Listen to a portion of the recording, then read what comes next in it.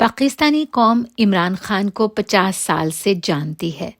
ان سالوں میں عمران خان نے کبھی اپنی قوم کو مایوس نہیں کیا، کبھی ان کو دھوکہ نہیں دیا، کبھی اپنے ملک کے لیے ندامت کا باعث نہیں بنا، ہمیشہ اس کی بہتری کے لیے کوشش کی، ہمیشہ اس کے لیے عزت اور نام کمایا، ہمیشہ اپنے لوگوں کے راستے میں آسانیاں بکھیری۔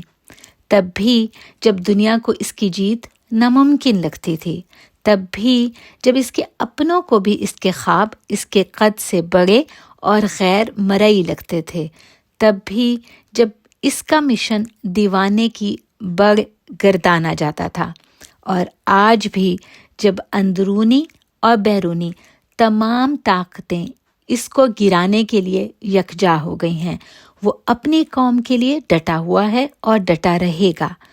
اگر اس نے کہا ہے کہ وہ خون کے آخری قطرے تک لڑے گا، تو ہم جانتے ہیں کہ وہ لڑے گا۔ ہمیں اس کے دعوے کی صداقت جانچنے کے لیے اسے آزمانے کی ضرورت نہیں ہے، وہ نصف صدی سے ہمارا آزمایا ہوا ہے۔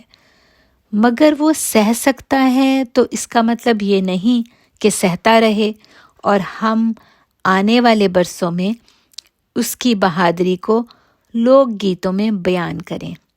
عمران خان آنے والی نسلوں کے لیے ایک دیومالائی کردار ہوگا، لیکن اس کی داستان میں ہم کیسے یاد رکھے جائیں گے، ہمیں خود سے یہ سوال پوچھنے کی ضرورت ہے۔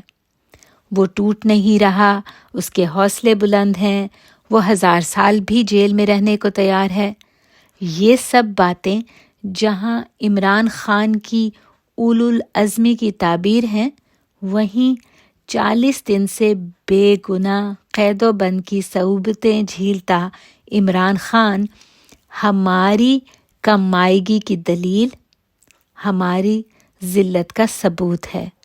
جہاں دنیا سے الگ تھلگ کال کوٹھری میں اپنے ایمان کی طاقت کے دم پہ بیٹھے اس شخص پر روز و شب کا پھیر زندگی کے نئے رموز آشکار کر رہا ہوگا، وہیں ہمارے ہر دن کی شام ہمارے قریب تر آتے زوال کا نوحہ پڑھ رہی ہے۔ ہر ڈوبتا سورج ہماری پستی کا تماشا دیکھتا جا رہا ہے۔ آج ہمیں اپنے آپ سے نظریں ملانے کے لیے اس کی نظروں میں معتبر ہونا درکار ہے۔ ہمیں اپنی حمیت کے لیے اس کی خودداری کی حاجت ہے۔ ہمیں اپنی بقا کے لیے اس کے عزم کی ضرورت ہے۔ اس کی لڑائی لڑنا ہم پر اپنے پرکھوں کے سامنے سرخرو ہونے کے لیے لازم ہے، اپنی نسلوں کے آگے بہرہ مندی کے لیے واجب ہے۔ اس کی بہادری میں اپنے لیے اطمینان نہیں، خلش ڈھونڈیں۔ اس کے چہرے کے سکون میں اپنے لیے تسلی نہیں، ارتعاش تلاش کریں۔ اس کا عزم آپ کی روح کے لیے تھپکی نہیں، تازیانہ ہے۔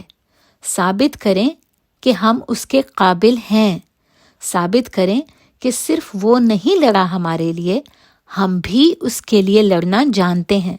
سوال کریں، گلی محلوں، چوک چوراہوں، سڑکوں پر، گھروں میں، انفرادی طور پر اجتماعات میں، زبان سے، عمل سے پوچھیں کہ وہ کس جرم کی پاداش میں قید ہے۔